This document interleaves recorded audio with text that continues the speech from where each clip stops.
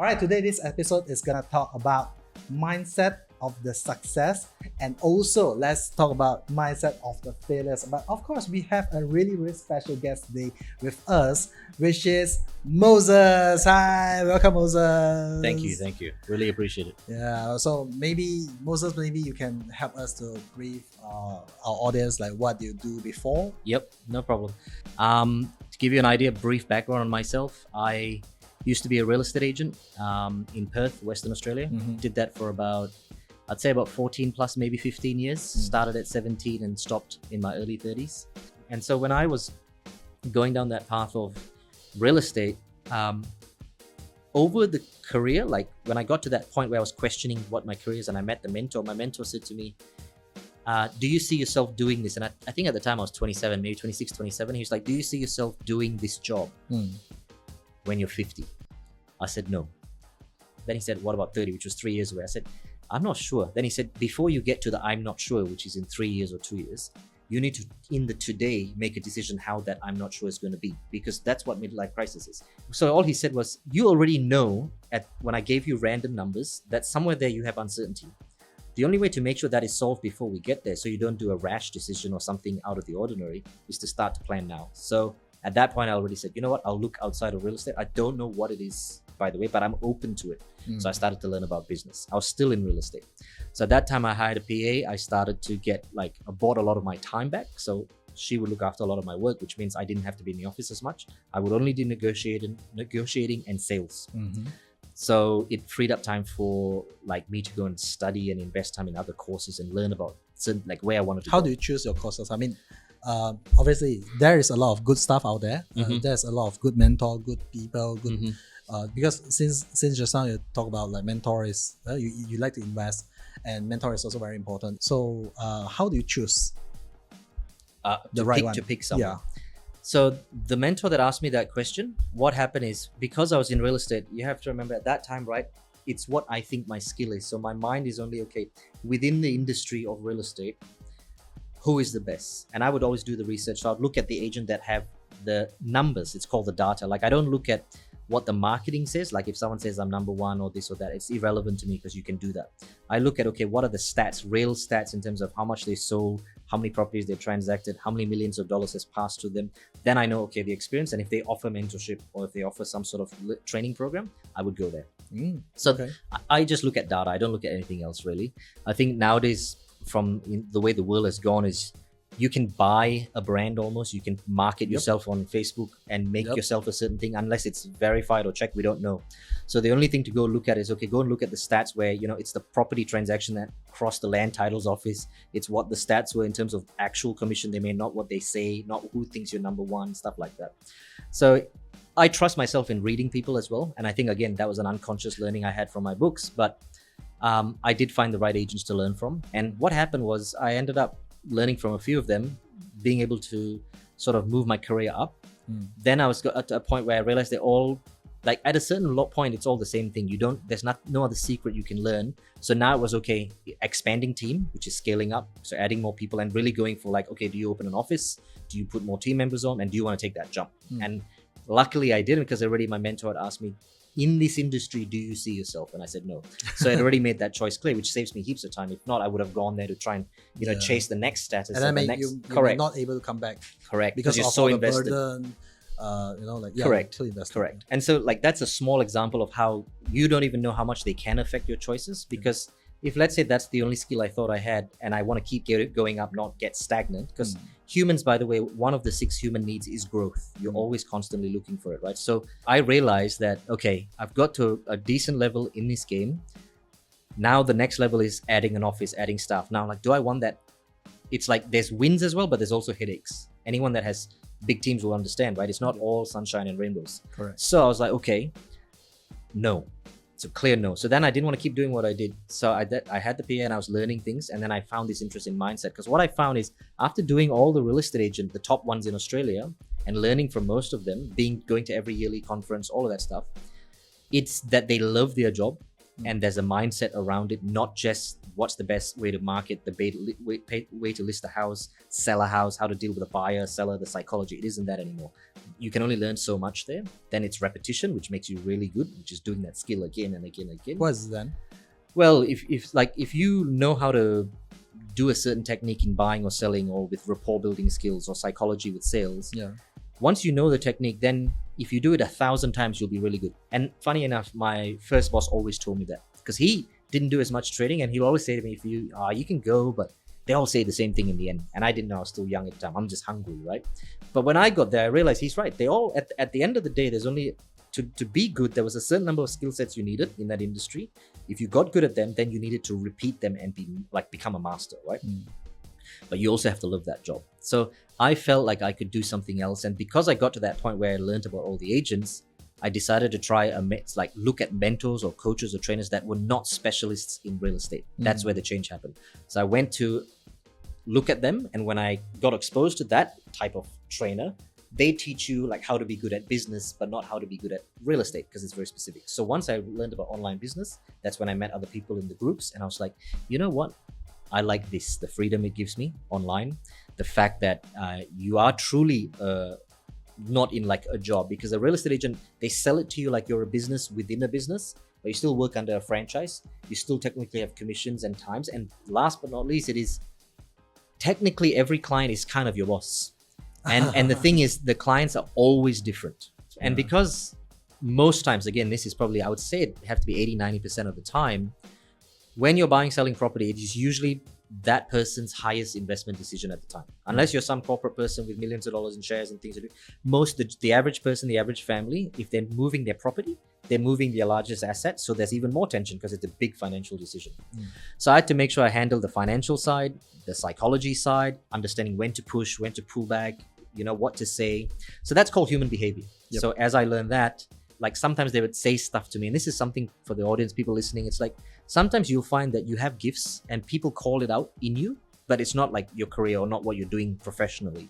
They just say, hey, you're really good at this, and you do it for fun, you do it as a hobby, you just do it, and it's like organic. That's how I look at it. It just happens without you trying. So I used to get these comments like, hey, you're really good with, like, you understand me, or you solve that okay, or that was perfect what you did there. And I was finding that I would be able to kind of help people with, say a parent would say, I'm having this problem with my son, doesn't talk to me anymore, or whatever it might be. Oh, try this, try that. And then they'd be like, it's good. Then I met someone else. This is all towards the end of my real estate career. They're like, you can speak quite well.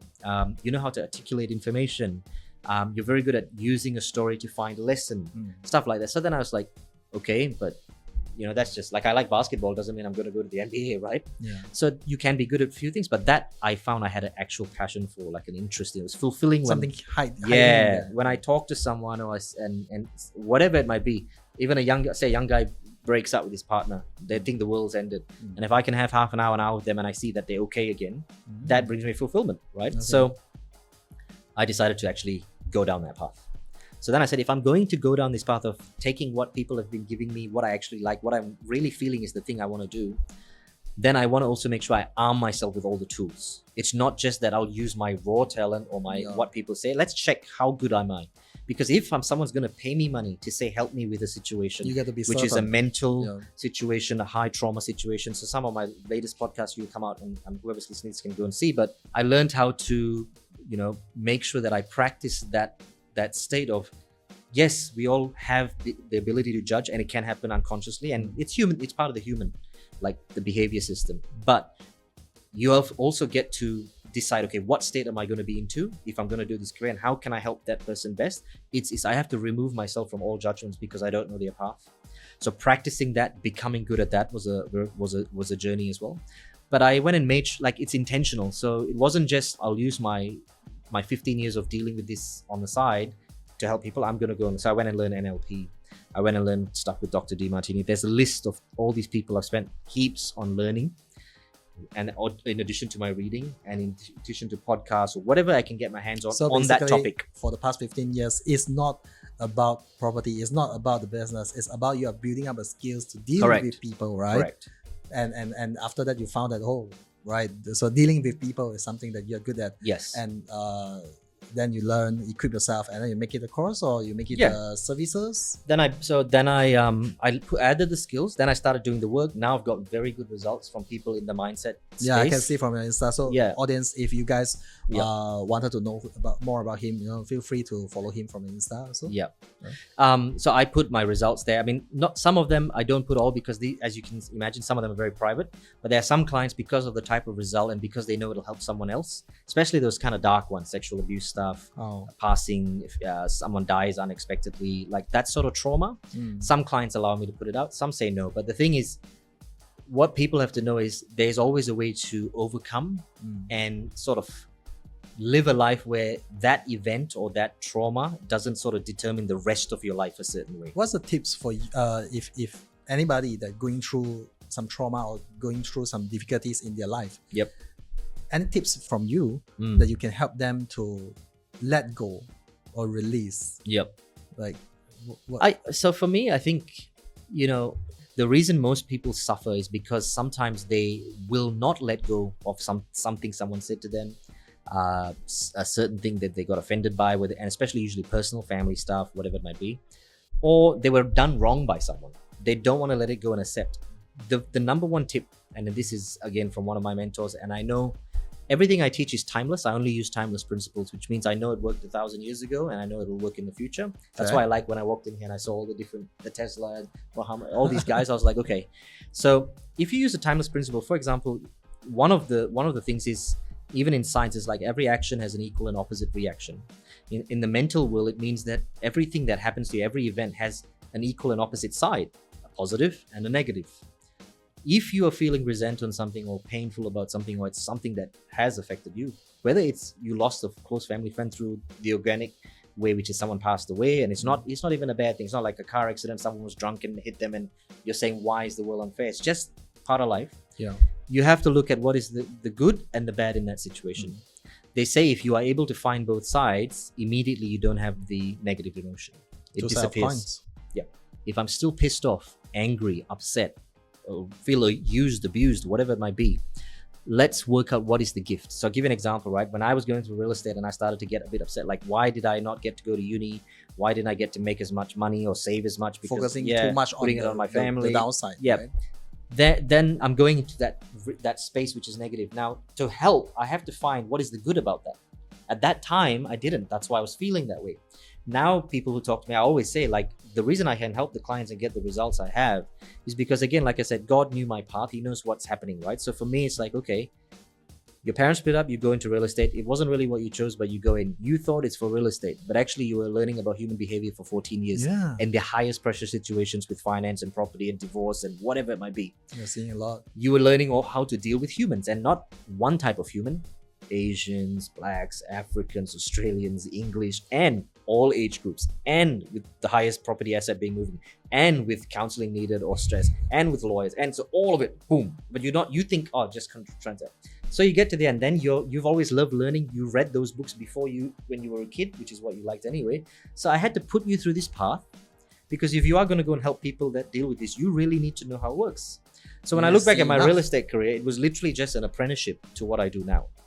The blessing is, it was a paid apprenticeship and I did well, right? See, how do you look at it? It's like, how do you look at it? If I look at it negative and I don't see the other side, I would say, okay, I wish I learned this early and I could have started 14, 15 years ago and not wasted time in real estate. But I can tell you that if I did this, I would not be as good because I have none of that experience, right? So I know for a fact that sometimes, like, whatever the path you're on, if you feel it's negative, it's because you're not looking at the other side.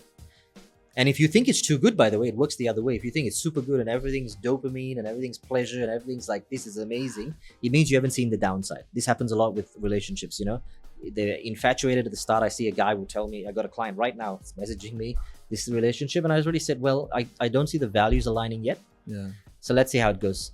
That client I knew from about a year ago on another project I did with him. This week he started to message some stuff to me. Obviously, I don't say names, but I'm giving you like the avatar, like this is what happens. Very infatuated and no alignment in values, the two people. So it's just heightened experience. So only seeing the good. Oh, she likes this, she likes that. Now it's just ended. Said, I got caught out. I feel used. I said, I know.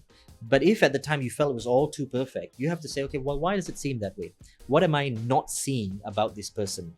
it's not that they're bad and you leave. It's just that there's no one that's all perfect. We all have what we call dark and light. Yep. So you need to be able to go, okay, I am going to pick this girl or that guy, whatever it is, but let's work out what's the side of him that is going to challenge me, and then decide, okay, so there is challenge, but I choose to live life with that guy and his challenge for the rest of time. Either you accept it Yes. or you leave it. Or yes. But it's you know, not. many people, when they come to relationship, they're trying to change the other parties. You know, like they're trying to mold the other parties. And actually, I learned that from my own personal previous experience as well. So I mean, if we are trying to change or try to mold somebody that not belongs to you, or not, I mean, like nobody belongs to you anyway. Even your kids, they don't belong to you. So you just get to accept how they are and trying to.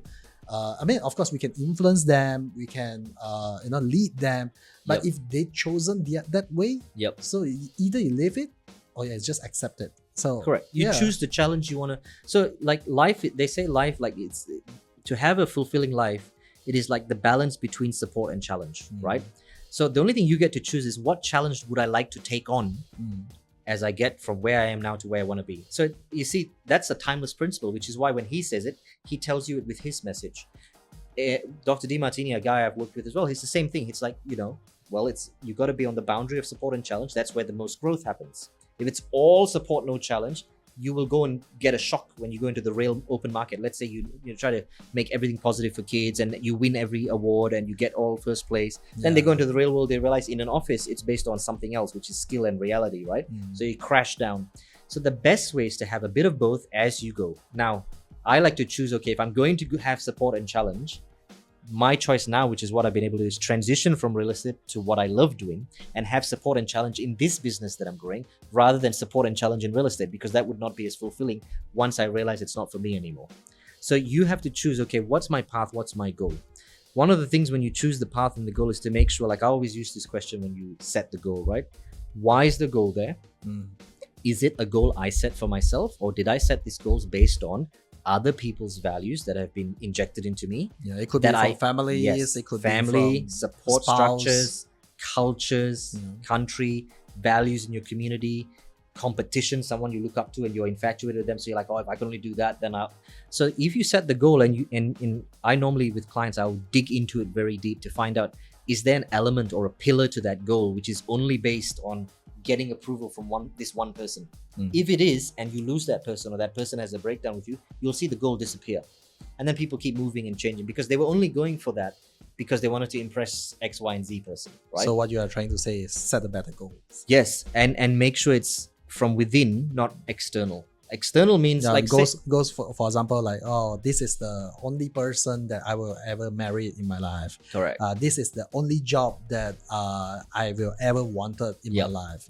Or maybe, for example, I wanted to become a doctor. I want to help people. So instead of saying that, I want to instead of setting the goals as I wanted to become a doctor, so maybe they should instead say I wanted to save life. Yes. So saving life could be multiple ways rather than just surgery, but it could be like like psychological ways. That's also saving life.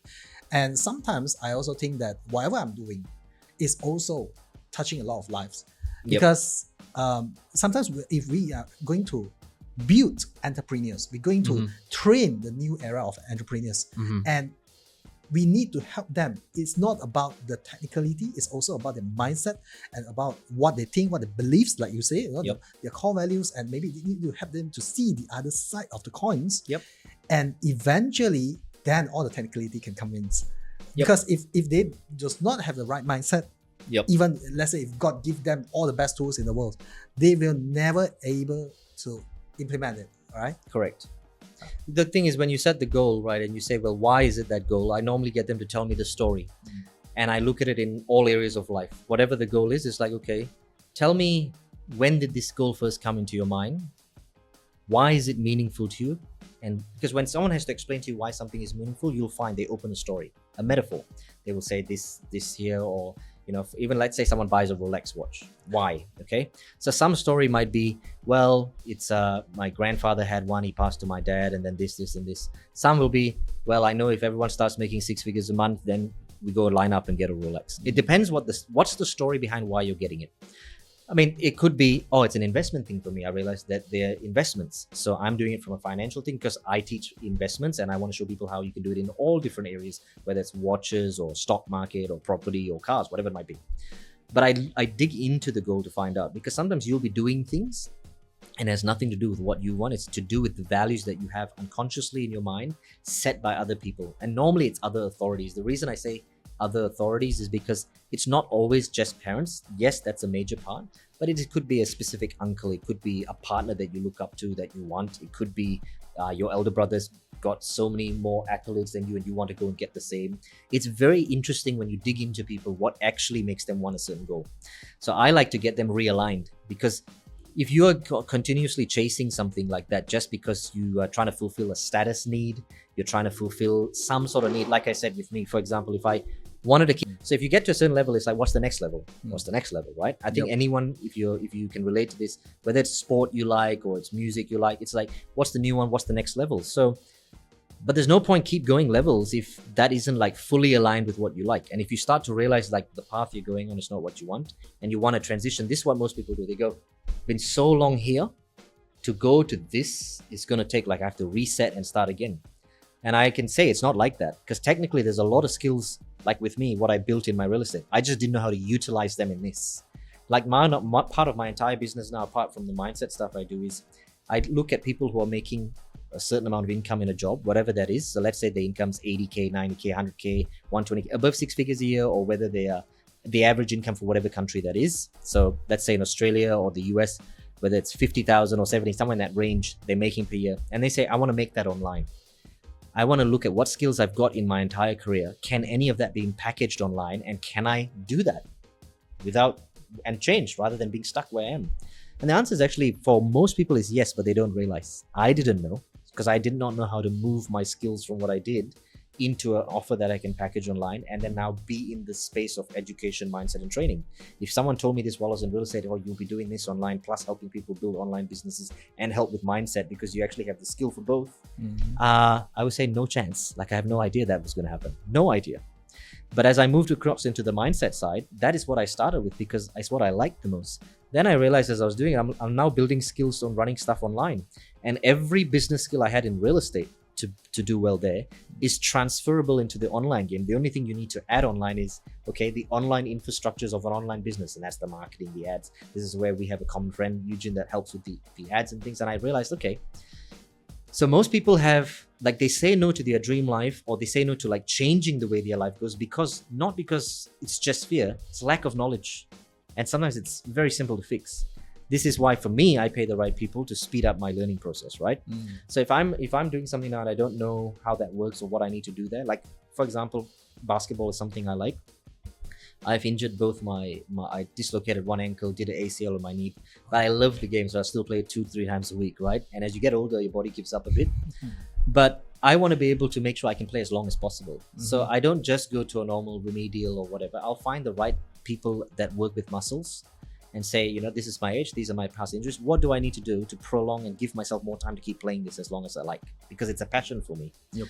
So it's like, pay the best, find the right person that has interest in that area, that specializes in that area, because they'll get you better results than just going to a gym and saying, help me maintain my legs. It's not going to give you the same, because what I'm using it for is basketball.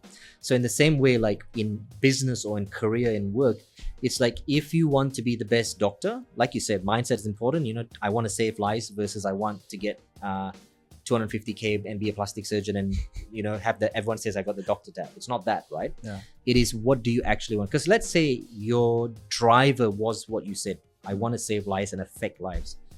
You realize it's not just by being a doctor. You can do it through business. You can do it through sport. You can do it through being the number one guy, like Tim Grover is on for basketball players. He's the number one guy that trained Jordan. He wants to affect lives, and he affects the top superstars by being the best guy in that physical field to get them to perform, right? But there's so many PTs. Yeah. But he has it's like, what's driving you and where can you go do it and where can you leverage it for the best results? So let's just like cut back to recap on some things, right? Real estate was my apprenticeship to what I do now. I didn't realize it when I was doing it. If I did, it would have not been as challenging at the time, because sometimes if you feel lost in your career, you feel it's not going the way you want, I would just say reflect back and go, okay, where you are now is perfect. You now have to work out what can you use this for, and where can I transfer this, or what can I amplify in this, or what can I add to this. Like for me, even though I like mindset, I didn't just go and jump into it. I said, yeah, I mean, like, let's go find the right. That's what in my mind. So many people, they might think that, hey, yeah, I got this side talent. Yes. That I will never become, make it something that for me to monetize it, or maybe make it a career. And even for you, let's say if you are jumping from real estate and then into a coach, mindset coach, and also an entrepreneurs, what really give you, I mean, like that, I'm pretty sure it's not about desperation anymore.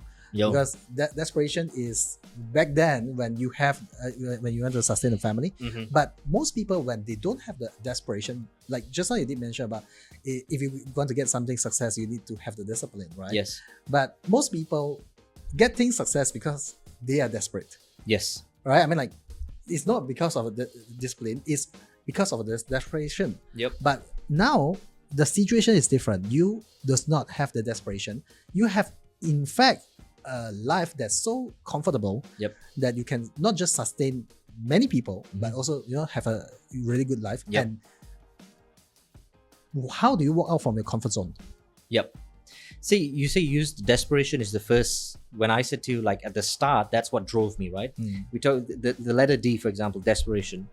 Then it's like, okay, you need discipline. That's the phase 2. You need discipline, and then you're like, okay, but some people have it, some people don't. The highest level is like you're devoted to it. It is what you desire. See all the letters, right? Desperate, disciplined, devoted, you desire, you're dedicated. If you think about the 3 things, right? Desperation is like what starts me and kind of forced me to do it. Then I'm good at discipline because of what I've learned with mindset. But discipline, by the way, will only work for a certain amount of time, because if it's not something you like, right, it takes a lot of emotional energy to be disciplined on the thing. Like if let's say I say go dig, you got a spade and you have to dig holes for a pipe to be laid, and you hate that, but you have to do it. You can be really disciplined because let's say you're desperate because they say if you don't do it, you lose your house, you do it. Then after that, you got your house, you go home, but that's the only way you know how to make money. So you have to be disciplined. But let's say you start to find other ways to make money. Now it's not going to be disciplined anymore. You're going to go somewhere else. But let's say you are so into the way pipe work works, the infrastructure of the underground piping, you're an architect in that space, you want to save water, you want the planet to be good, you don't want the companies to just come in a certain place and lay everything however they want, you want to protect heritage. So you have a different desire in that, and you're devoted to that. No one needs to come and force you to show where to dig, how to dig, what to, because you give everything. You give even everything. give up your family's time. You Correct. give up all the wealth. Like everything. It's okay, right? Yep. I can live as long as I still breathing. That is where Dr. DeMartini, one of the guys that I learned from about 2019 is when I first learned from. He said, when you watch a young guy playing computer games, say 7, 8, 10, 15-year-old, whatever, he goes, you don't have to say to them, hey, go play computer games the same way you say, hey, go clean your room. Room, you have to say discipline to go clean the room. When they want to go play the computer games, he goes, that happens by desire. They're devoted to it. They just, they want that. So he goes, you have to think about when you're an adult, right? There's still things that you would do that you love to do, you desire to do, you would be devoted doing. It's kind of like when I, if let's say I see someone doing something and then they say they love playing music and that's all they do, I will say to them, let's find out how you can make money by playing music. And I don't mean a celebrity like Ed Sheeran. That could be the goal. But let's find a way you can make money with the talent and the skill and the thing that you're devoted to, because no one forces you to go to the room and play for an hour. You go yourself, right? So ideally what you'd want to do is like the ultimate, I think, win in life is knowing what you love, that you are automatically driven to do, you're devoted to do, and you does it. So Kobe's a good example, right? He doesn't have to be told, go to the gym early and leave late. He loves the game. He said, I love the game. Because if you don't have it, it's like the guy that just came for the $5 million rookie contract. They just said after that, they're like, I got this, I got brands, I got everything. Still, I don't have to. Still, right? It means that we just need to work on whatever we love, whatever we passionate, right? Yeah, and passion.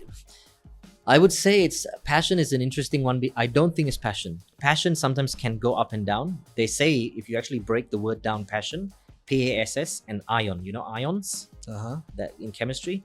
You're passing between the ions of negative and positive. That's what passion is. Passion by sounds like it. Passion by definition means suffering.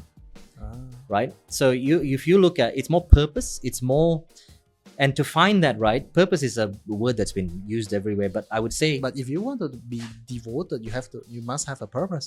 yes, and it's always usually aligned, not always usually, like almost all the time, you'll find like once you know what your values are, what drives you, it'll be in that space.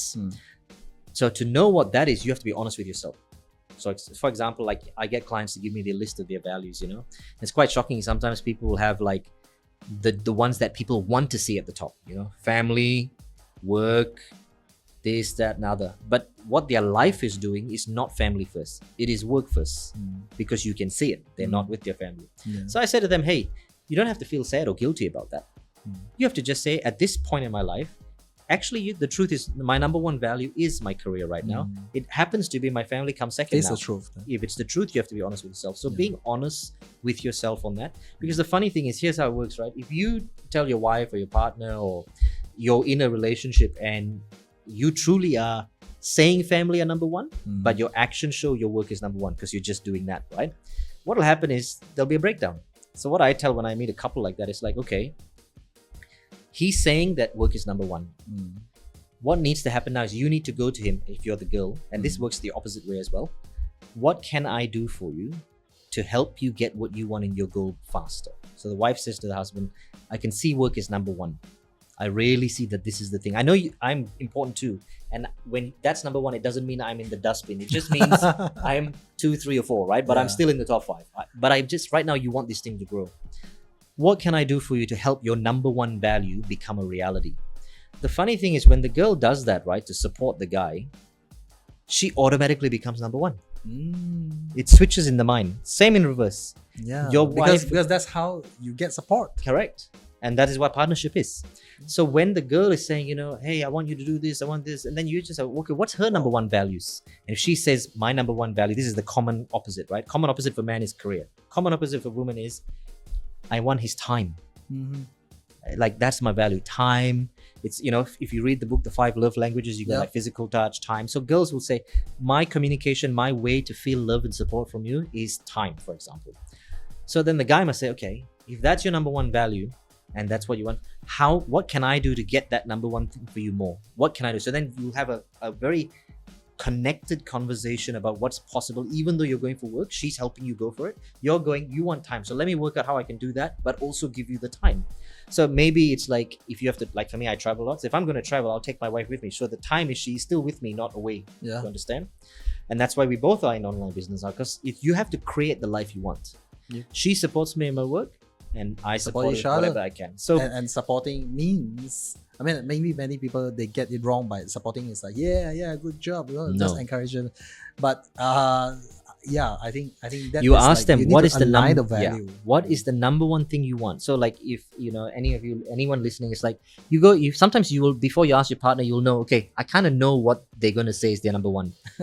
So your job is to go, how can I help him or her get that more? The guy must say to the girl, okay, it might be at that time, sometimes for women, right, it's like after kids, they want to kind of go back to the workforce or feel like needed again, because maybe the kids are growing up, it's like they don't have to do that as much.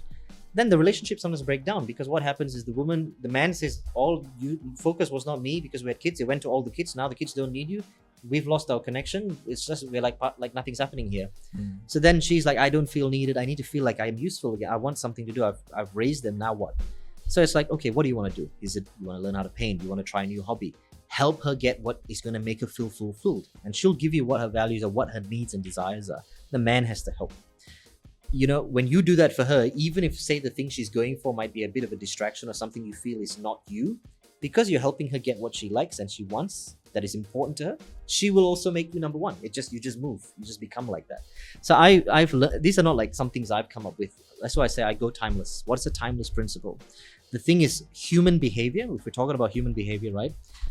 Nobody does something unless they feel there's more advantages to it than disadvantages. That's how you take action. Yep. Meaning that's a science. Yes. So meaning, even if it looks like, oh, they're so kind, they went and gave this person this. No, it's not that it's not kind. It's still kind, but there's some sort of reward. There's some sort of advantage to that, which is why they do it. Okay. So you're going to, when there's a That's strategy. a reality. Yes, it is the reality. This is all I deal in is reality. I don't want to deal in fantasy is like you decide that they're picking 5 people on 2 teams, say basketball, right? And they're saying, okay, and there's one is going to be off. You have to wait to the second game. So they're like, okay, whoever does this or whoever hits the first 10 shots, one guy can come in there and say, oh, don't worry, you'll play first, I'll rest. I want to be known as the good guy. I want to be the nice guy in the group. So that is a way they do that, because to them, the advantage is if I'm seen as the nice guy in the group, maybe they don't have enough status in the group, and they say, I'll play the second game, even though they lose time. People will view it and go, oh, he's always the nice guy and he's doing that. But maybe the payback for him is what he More gets. friends? Yes, many other things. So in his mind, that's his advantages versus his disadvantages. Someone else does it differently.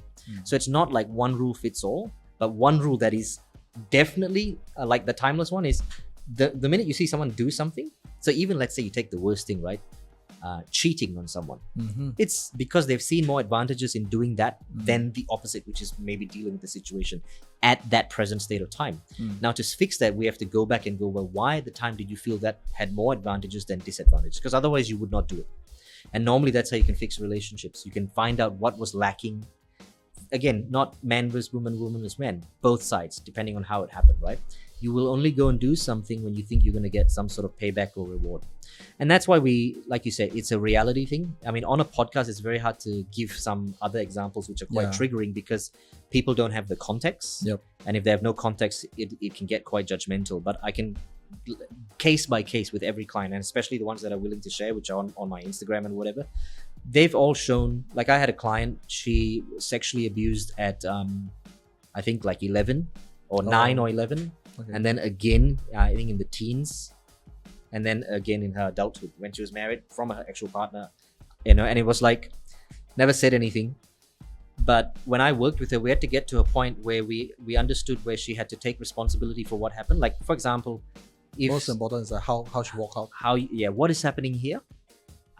What happened with the point for you to get over it and learn from it and become an example for others and to take away the control it has on you, or the shame and the guilt it has, is you have to realize that, for example, when it happened twice before, she didn't tell anyone about it. Then she found a partner that kind of didn't know about her past, but he didn't want to dig, and she was like, oh, this is good. And he didn't know about the abuse because it was a specific act. I'm just giving one example of how this works.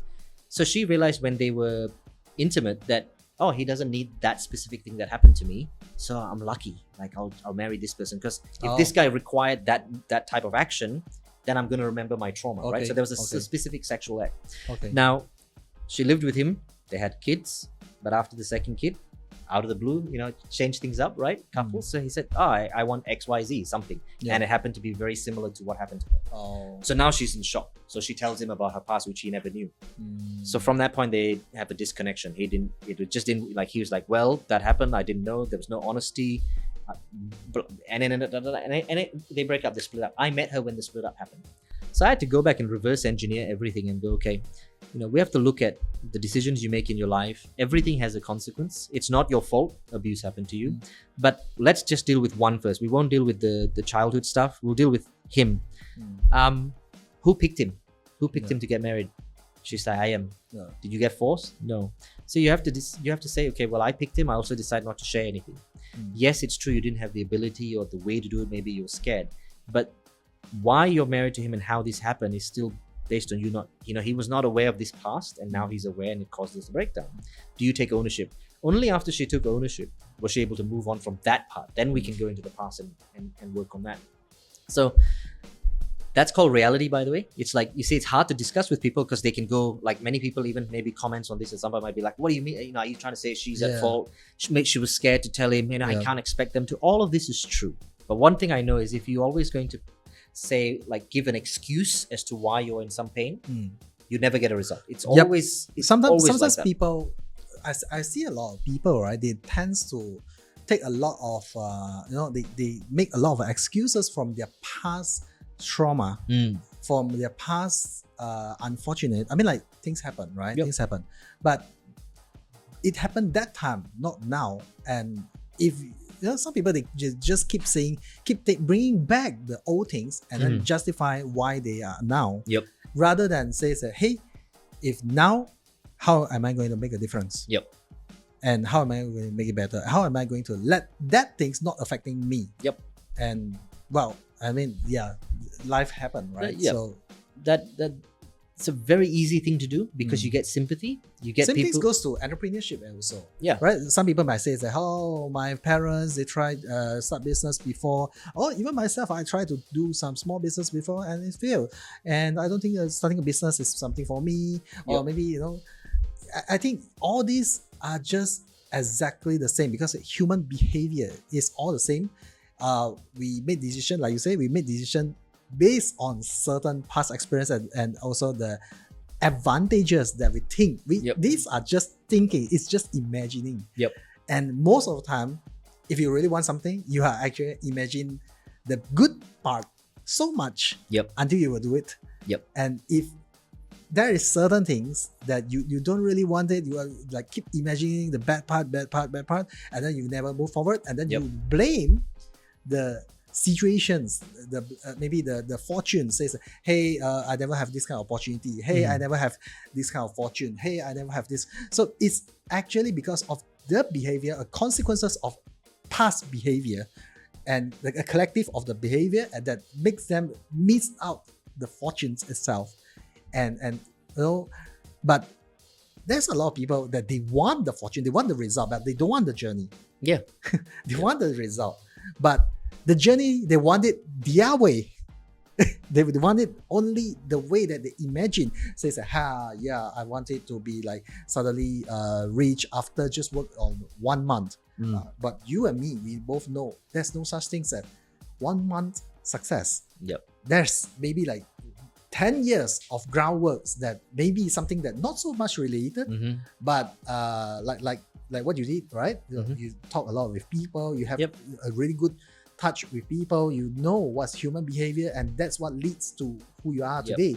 Same things goes to many people, and they are actually imagining things. Yeah. Right. Yeah, that's one of the things.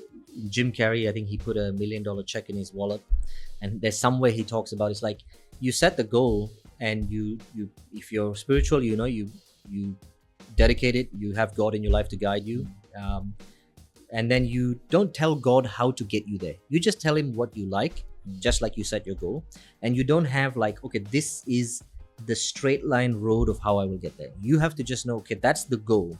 How I get there is going to have support and challenge. That's why I say, if the goal is first of all not even set in the space that you like, when the support and challenge come, you never. And that's how you usually work it out. If you're not getting there, it means you don't have enough desire, dedication, and you're not devoted to it. But if it's something you really, really like, you'll find that no matter how painful it is, you'll go. Give you like a side example, right? I love basketball so much that even when I'm injured, I'll go play. But if I'm injured, I won't be doing gardening. You can try all you want, I won't do it because my legs are painful. Do you understand? Yeah. Like, it's just not going to happen. So I love that. So when I even did my ankle or do my ACL, I'm just waiting till, like, even the doctor says you can't. I'm like, can I sneak in a bit earlier, right? So if you think about it, it's like, because you love that thing, you're willing to deal with the pain. It's the same with your job. If you love your job and you find it in that space, right, regardless of the pain, like now when I do in real estate, there was parts where there's challenge, and there'll be some days where I'll be like, enough. So set the goals based on what we love. Yeah. Right now, I love what I do because I was doing something I love. I was building a VSL for a new offer, and Eugene and me are collaborating on something. And so I was like, I remember when I was sitting there, I have like my music. I love deep house tracks, so I'll play a deep house track, and it depends what I'm doing. If it's like writing, creating work, then I'll have instrumental music so I can think, right? If I'm doing something else that doesn't require me to use word thinking, I'll have some sort of lyric that is motivational. But otherwise, I had this beat going, and then I lost track of time because I love the thing I was building, because I can kind of see, I know exactly how it's going to work, because I've done this now for long enough that I know, okay, there's a formula, just like in real estate. There's a formula to get the buyer to trust you, know you, and like you. There's a formula to deal with the seller, depending on where their situation is. There's a formula on how you talk to different types of people. If someone's kinesthetic versus auditory versus whatever. There's many levels. So yeah, maybe guys, if you want to know about the details, go ahead and follow him in the Instagram, and maybe you can work out something for them. Whatever people like. I mean, for me, it's like they are the formulas, right? Timeless formulas. Yeah. So when I know it's going to work, I love it, which is why time disappeared. Have you ever done something and you're like, you lose track of time because you love it, right? So imagine if you can find a way to take your skill sets, what you love, your passion, your purpose, whatever you think it is, and then put it to something that can make you money by packaging it in a way. As an entrepreneur, you can make money online, or it doesn't have to be online, but where you are your own boss. Speaking about that, right?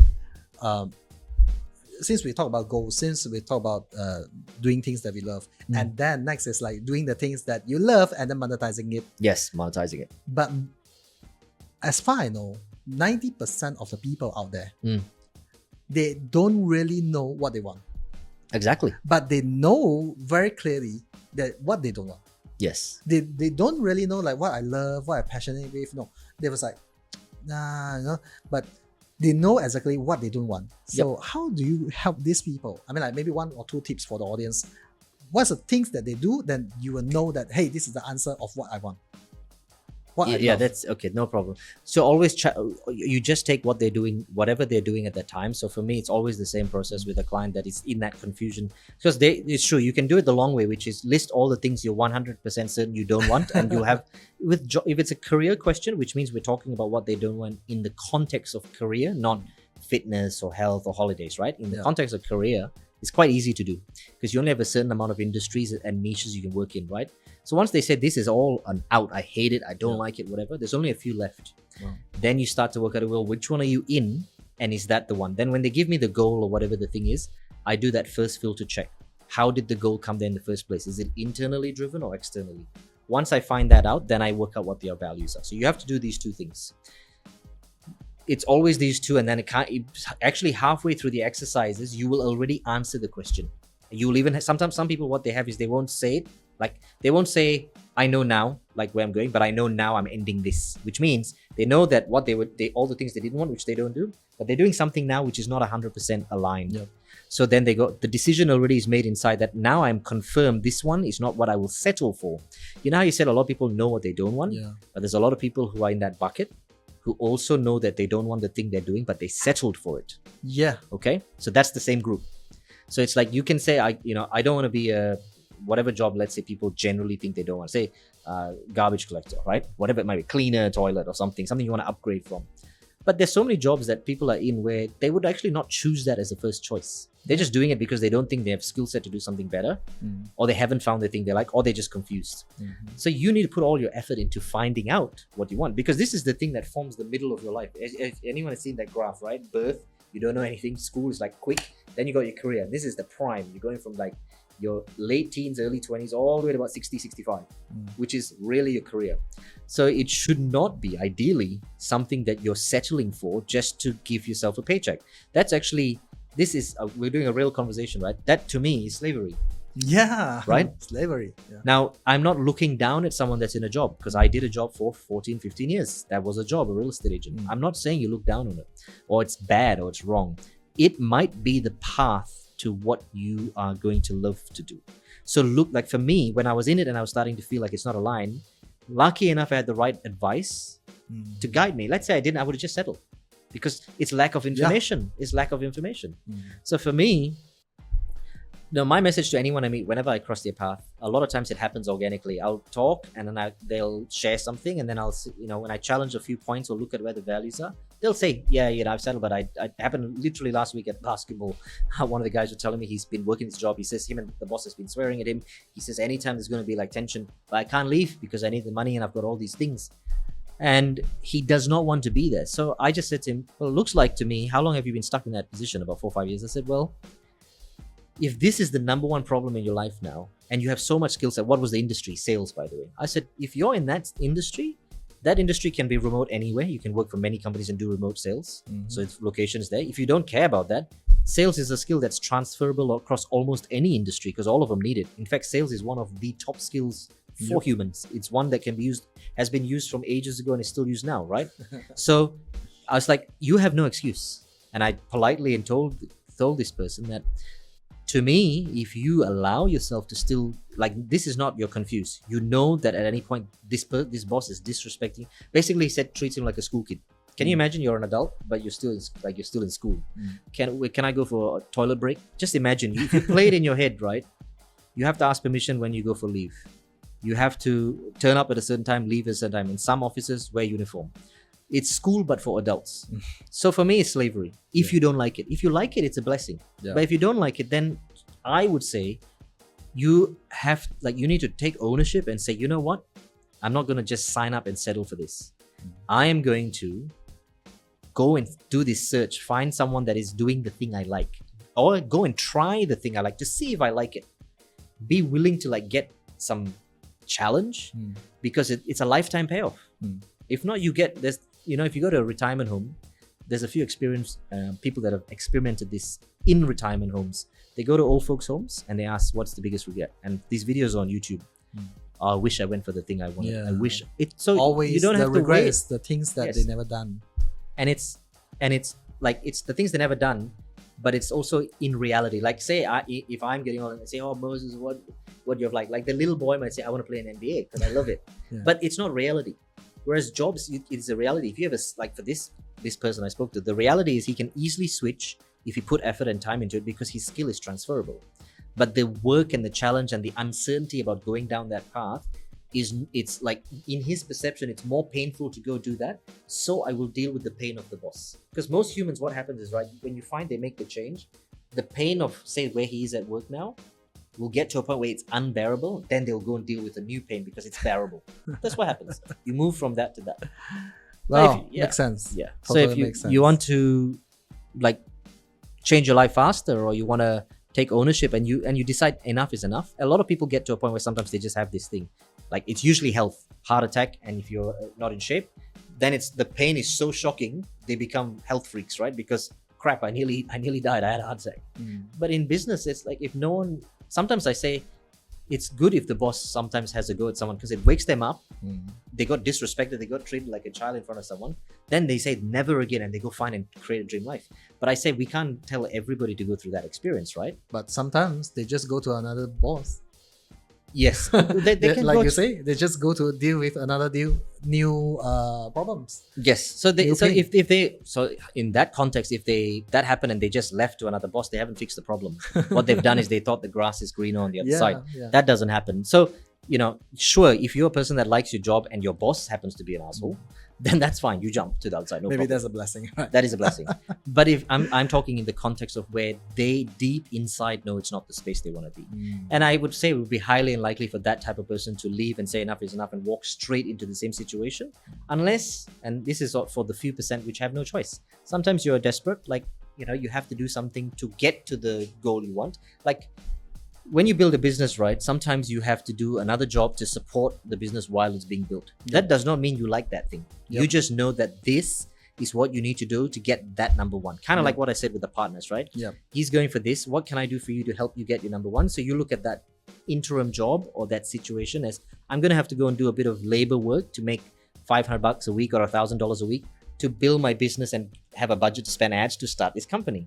That does not mean you love that, but you know that it's on the way to the goal. But if you're just doing something and there's no on the way to the thing you like, then you will experience resentment and you won't be fulfilled because you're doing something you just have no alignment and you got stuck with. Do you know what I mean? So what you are helping people doing now is helping them to find a passion, change their passion into something that they can monetize. Yes. Do you have more specific contact? Is it they start a course, they start e-commerce dropshipping, anything? Okay, so it's my life is basically real estate agent to online entrepreneur, right? So I look at people.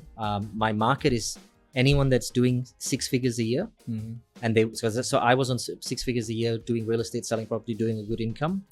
If you're doing that, you're professional, you're someone in the corporate world, you're in a management position, you have high level skills. But the only way you get paid is because your high level skill is being transacted through a company that pays you to do your skill under their brand. But you say, I want to do the same thing I do, but under my own brand.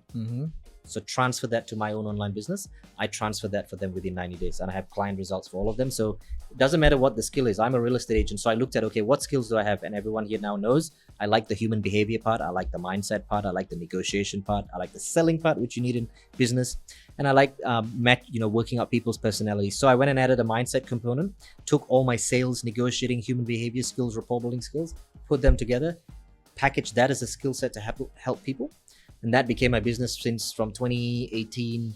up until about 2021, 22, and then from there I started helping other people do the same. Because what happens is, I'm a real estate agent, right? So real estate agents are locked in one specific geographic location. Correct. So I had a few people say to me, can you help me kind of do what you do? Because now you're traveling everywhere and you're obviously making money that is not from the suburb, it's from somewhere else. But you never did that before. And I said, yeah, I can't, because I packaged my skills. I went and got coaches and trainers. I built this business with the help of professionals. I just provided the skill, which I already had. You know what I mean? So they're like, okay. So now I just go, we just look at your skills very quickly in a session. We work out, okay, what is monetizable, transferable. Does it means they start their own course, or they venture into a new brand of the business, or? So for example, the last client did a lot of work for a high-end US company. He ran their entire sales department, the SDRs, the closers, the set, like everything like that. And a little bit of management as well, high level, like project management.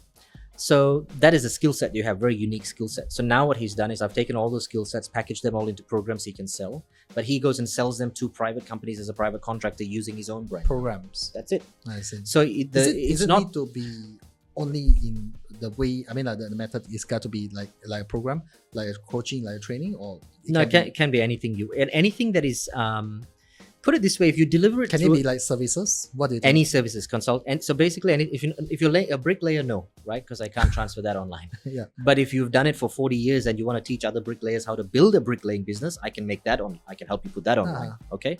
So most times you'll find about 80% of whatever people do on the planet can be transferred online. It's only the hard labor that can't. So that no, but everything else yes, because everything else is really a skill set, right? If you're a lawyer. I mean, when COVID happened, almost everything that was done in office went online. Yep.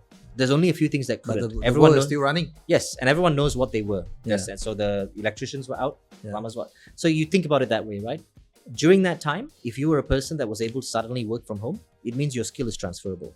If you were a person that was still required to go on the road, it means probably not. That's how you look at it. Well, I mean, that also depends. Like, for example, some people, they thought that selling insurance, selling properties, it all got to be only like meeting people face to face, and trying to close them, trying to connect with them. But in fact, we already proved multiple times that all of this can actually be done online. But it's just that they don't believe it. Correct. It's a belief, and this is the thing. So that's the same thing with someone in a job, right? The funny thing is, when you actually look at whatever you're doing in a job, especially if you compare it to COVID time, when it was required that you were working from home, your skill set is now done online. So many people realized, I want to just now, and then what happened is people wanted to keep staying at home, not go back, because they were like, I still do what I do. So we don't need an event like that to show you that it's transferable. Now you've had that, so you even have proof. So they wanted to believe in what they wanted to believe. Correct. And so for us, as when back then, until it's too pain. Correct. Until they are, correct. Like you say, something. You need some sort of event or circumstance to, because people only move. I think Tony Robbins is always. It's like, again, this is a timeless principle, right? People only move towards pleasure when they take action. But so when you do an action, it's because you know there's some sort of pleasure attached to it, or you're doing an action to avoid some sort of pain. There's no other reason. You're moving away from pain and towards pleasure. So whenever someone does stuff, me as a human behavior specialist, like looking at everything that is done, I always look at it and say, okay, why did they do that? Because I have to work the client. Was it for the pleasure, or was it because they're escaping pain, or a combination of both? Then what was the pain in their mind? What was the perception? Because pain is not always real. Yeah. Same with the pleasure. Like when someone cheats, right? It's because they see some sort of pleasure around that, and they don't know the pain yet because they are unconscious to the pain. They're in that moment, so there's this thing that makes them take action, and they only see advantages. Remember, I said you only see advantages if you take action. The problem is if your filter is not good, you might see advantages that are there, and your filter for the advantages are biased at that time because your awareness has not seen this side yet. So like my skill is literally when someone comes to me, whether it's a sexual abuse, like that lady, I had to take her step by step. And obviously in the client session, it's more unique than what I'm saying here, but I have to literally go through every single point in her life from birth to where she is there to work out where did she make her meanings up and values up, and what weight do they hold for her, and where did she miss out on like she was unconscious to one side and conscious to one side. Mm. Then when you find the balance, you find the pain disappears, the emotional stress disappears. It disappears. Like you can see it happen. You can see the person's face change. Yeah. Because sometimes they're holding on to something and it just Yeah. like it disappears. You know what I mean? So, I'm an example of. I did not know it back then, but I transferred my skills without knowing I was transferring them. I just had an interest, and then now I realized, you know what? There's so many people that if they only knew that it's not as hard as they think, and they're willing to try, take a chance, just learn. And now, by the way, so I did everything free. I did not have coaches to help me build my business. Now I have coaches. When I left real estate, I just go to YouTube. I found the best guys, and I'll always shout them out now. Mindset was DeMartini. Yeah. In terms of business was Alex Hormozi. Everything that he did, I implemented. One of the biggest things, I think we can kind of wrap this up around one of the biggest lessons I've learned from a business context is everyone has the information, no one implements. Now all my services are not because I give someone some secret. I only get paid for what I implement. So I literally say that. But I think you do invented something new, which is you invented your own philosophy on how you merge it together and how you make it in the implementation. I think that's what makes the value from your courses and from yourself as well. Because like you say, many people the resources is out there, but they don't know how to implement. Take action. So if they come to you, then you know how to implement. So I think that's a value from where you're adding in here. And but let's say if somebody they wanted to, just a random idea, if they wanted to make their expertise, their knowledge into a courses, and they want to make it like send it out to there and start selling courses, start being a coach or mentor. And what is your opinion for them to overcome? Because there is definitely people that will be calling them fake gurus and stuff like that. People like to label nowadays. Like Easy. so much different labels, stupid labels, right? Most important is people label without even knowing is that person is genuine. But for me, I know many years ago, when I have this doubts, when I have this hesitation, like should I start my course? Should I start teaching? Should I start sharing? And what my mentor actually told me this, which is, Jeff, why are you concentrating on all these things? And I was like, because there's a lot of fake guru, a lot of fake courses out there. Even like some are like borderline scam, and like some are literary scam. And I don't want to be in that line. Say, yeah, exactly. You don't want to be in that line. So why are you even bothered? If your heart is not even wanted to scam, you are not going to do that. So you're going to build something right. You're gonna deliver it right. You're gonna over deliver it until people feel valuable. So he asked me, if you are going to do it, is that what you are going to do? And so I said, yes, exactly. But I still don't want to be same like them. And they were and my mentor was telling me that you won't, because you're not them. Precisely. Yeah. So, but of course, this kind of doubt. I'm sharing the story here so that some of you can learn it. But some of the audience that listening to this might be still wondering, hey, how people gonna see me, and what's your advice? So the question was kind of two parts, right? You said, well, if they want to put a course together, this and that, then there's also attachment to the fake gurus, like that fear that might come up. So that's where it divides the answer in two ways, right? If it is, I want to put the courses on, do this and do that, and there's a fear around doing that as on its own part, before also adding the fear of what people think when you put it out. There's two parts. First part is all the information is free and it's online. And why should I make it a course? Why should I make money? Some people might think that way. So this is now we jump to mindset. That is actually a fear, which is your mind. So you have to solve the issue in your mind. In terms of like, okay, will I be attached to the fake gurus? Yes. My answer is yes, you will. It's going to happen. But what I've learned is, when we talked about two sides of the coin earlier on this podcast, this is a rule against science. I can prove it, and you can tell me who the people are that you might compare. Like, test me, okay? You can push back, debate this. For every hater you get, which is the one that says, another fake guru, you get one supporter. If you get 10 of those haters, you get 10 supporters. You can view this in an example. It's like, it depends on your sphere of influence. So if you are doing like your mentor said, well, we know how you're going to work. So for me, it's the same, right? If anyone listens to this says some things he said were quite challenging, I'm not sure about that. I always say it's not. I don't need to say anything else. There's results. Tell me the age group you want the client in, male or female, and what was the issue. I can send it to you. I deal in results, not in whether my marketing is good or which other. I might look like another fake guru. I don't care. Yeah. In fact, if you say that, it's what is most important is, do we really change the life of correct. somebody else? Yes. And this is where how I deal with it, and I don't know if whoever's listening, if you have this fear, I can tell you this is how I deal with it. Okay, and I learned this from Homozi. I think you may be aware of this. It's if you have a certain way you want to do things, and you're like, you know what, like you're the best at this job, right? Ads helper, like your mentor said, you're going to do it right. So why even bother about all the haters? If you know that that's what you do, then you also know you're going to get haters. Then just do it anyway, because you have inside of you the truth. The only reason you won't is if you feel a part of you does not either get the client the full result, your offer is not that good, meaning your service or what you do is not good. So by the way, if it's that, it's easy to fix. You can add something. It's not unsolvable. What can't be fixed is if you want to make a quick buck and jump in for a money grab and just try and do something, then by the way, you deserve the fake guru lady. That's how I look at it. But in terms of, like Alex said this, he's like, he never wanted to be on social media much. He's now on social media all the time, because when he met a mentor and a guy that he looked up to, he said, what is your mission and purpose in life? The same way your mentor said, well, what are you going to do? And you said, no, I want to affect people's life.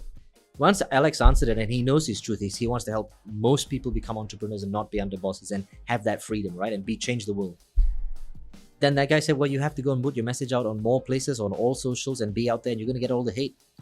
Because if that mission and that vision that you want is bigger than the hate, you would do it. If not, it's not as big, and you don't really want to serve that many people, and you're proving it because the people that are invisible to you are stopping you from serving those people. So which one is it? It's what is the main mission? Then it's not now debatable anymore. So I would say, why is that something he could do? He knew his goal. You have to know your goal. You have to know what you're doing. Whether if that thing that he said, well, I want to change the world and help entrepreneurs, was not a real goal of his, it was made up, he won't say it. It would die right then. That whole conversation would disappear. So you have to know, because the funny thing is, if you know what it is, you're dedicated to it. The haters, you can go to my old YouTube state. People are like, why do you shave this way? Why are you speaking like you're supposed to speak with an Indian accent, but you don't, because they don't know where I come from and where I live. I'm not making it up. Like, this is how it is, right? In fact, when I come to Singapore, Malaysia, it changes a bit. When I go to Australia, it changes a bit unconsciously. Yeah. But I don't have, like, people do all that, Once I didn't shave, it's like, oh, you go buy a razor. Like, it's crazy what comes out. So I actually find it funny. Yeah. And I think that if you're going to be an entrepreneur, you're going to be viewed and looked at, and you're going to be judged. I think in another way, if whatever we are doing does not draw too much of haters, which means it's not too meaningful enough. Yep. Right? I mean, like, definitely, like, I like it the way you say, if you get one haters, think about the other side, that maybe you got another supporters. Yep. In fact, I mean, from my so many years of experience, yep, what I eventually learned is the hater are the people that does not understand about us, and is so much lesser than I expecting actually. It's literally 98% to 99% people are my supporters. They go to our website, they give like 5 stars, review, comments, say thank you, love it, stuff like that.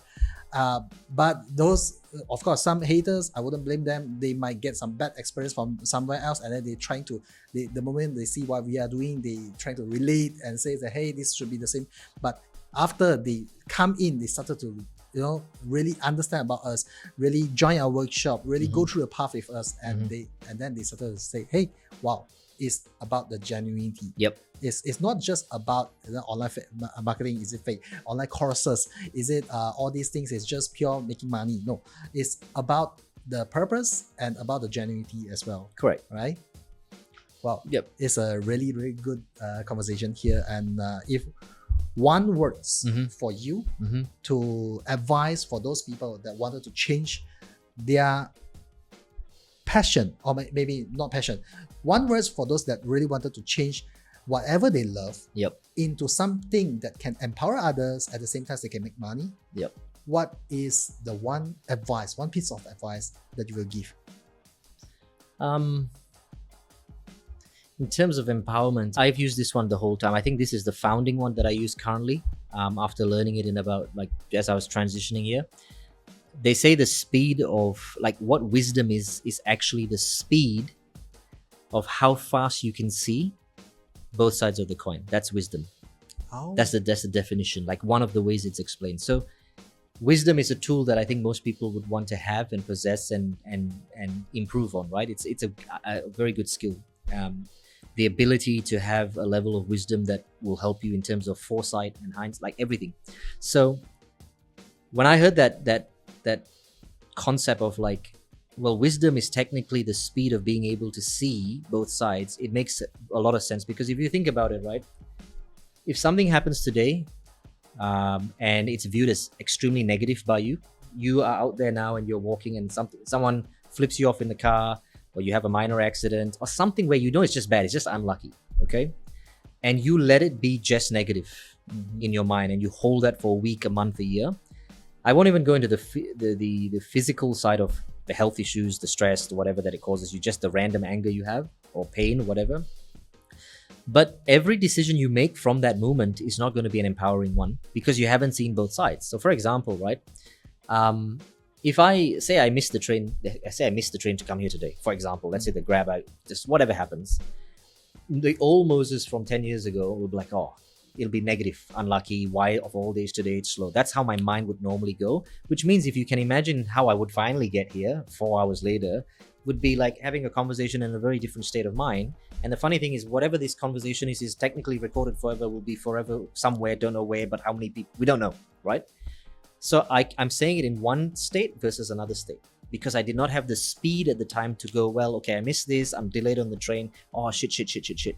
Now it would be, okay, that has happened for a reason, it's not ideal, I just haven't worked out what the positive is yet. That's what I say to myself. It seems negative now, but there's a positive out of it. Now, sometimes you get proven right away. So in a hypothetical world, that train maybe gets into a crash. So then I'm like, there we go. Now I know why that happened. It's positive because I didn't have this happen, right? But that's not how the world works. That's not what happens to prove to you straight away. But the principle is still correct. So you have to go, okay, maybe there's a reason. Maybe Jeff is busier. Maybe maybe it was just you would have some insight that would be better here later, but you didn't think about it then because you were finishing some other work. I don't know. But if you know the principle, which is there's always both sides, then technically what happens if you apply that, it means literally every second or millisecond after a negative thing, you go to that by habit, you're going to diffuse the situation a lot immediately.